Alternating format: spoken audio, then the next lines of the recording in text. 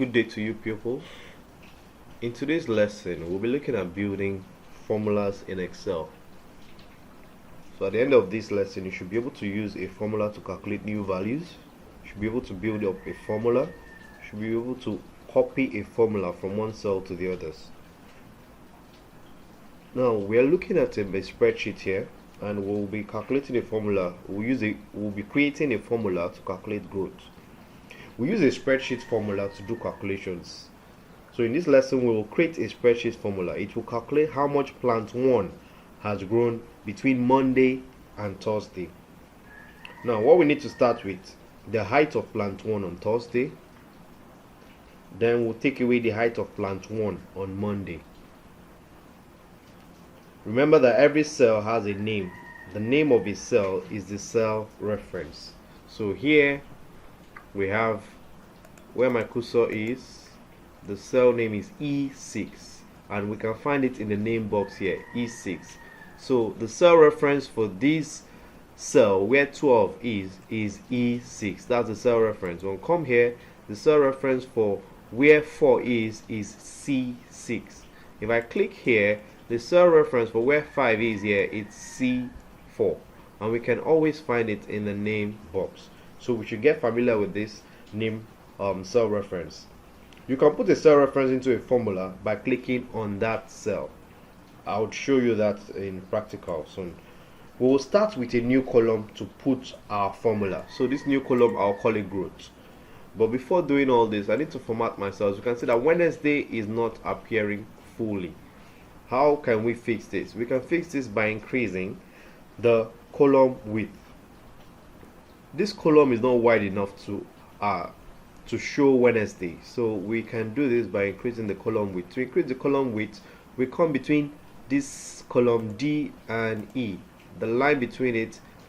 When we come there, we'll see a cursor that looks like this, the cross cursor, with a left and a right arrowhead. We can do it in two ways, either by double clicking. I'll double click now to see, or to show you.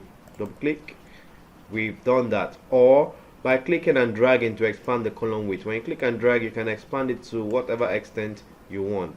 When you double click, it does it automatically for you. So that's showing now. Everything is appearing fine. Now we'll format our cells. I want to make these headings bold.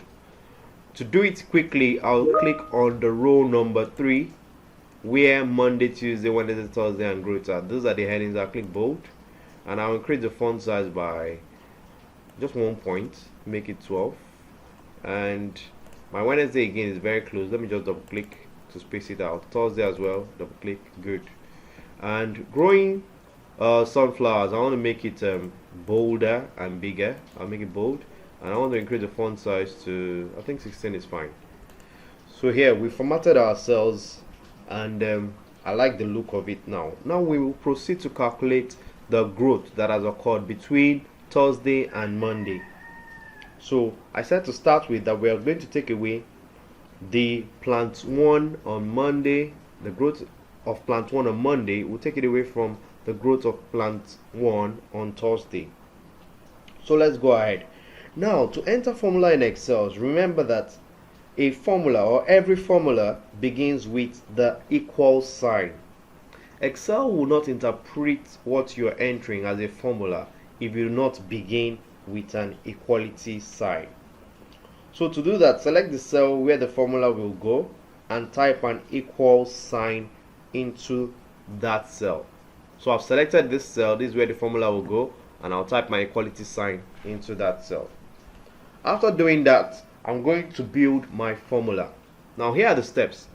I'll click on the cell that shows the height on Thursday. So after entering equality sign, the next thing is to click here. This shows the height of the plant 1 on Thursday. I'll click there, and it automatically enters the cell reference for me, cell E4. After doing that, I will type the takeaway sign. Now the takeaway sign is found on your keyboard between the number 0 and the equality sign. So that's the takeaway sign. I have pressed the takeaway sign now, and you can see it appear. The next thing is to click on the cell that shows the height on Monday. So the cell that shows the height on Monday is this cell. I'll click there, and you see the cell reference has been entered for me automatically, and the cell name for that box is the B4. So having done this, the next thing to do is to press the equality sign. I'll press the equality sign on my keyboard and it enters the value for me automatically. If I click on it, I'll see my formula appear in the formula bar. We can see this, and here we see this is 9 minus 2 is equal to 7. So it shows that our answer is correct because our formula was correct. Okay. Now the next activity we'll be looking at is how to copy this formula from one cell into other cells. As we've entered this formula one time, we don't need to enter it to calculate this and to calculate this. What we can do is to copy it from one cell to the other. Okay, to copy the formula from this cell to the cells below, we'll click on this cell where we have the 7, and we can see that there is a formula there appearing in the formula bar.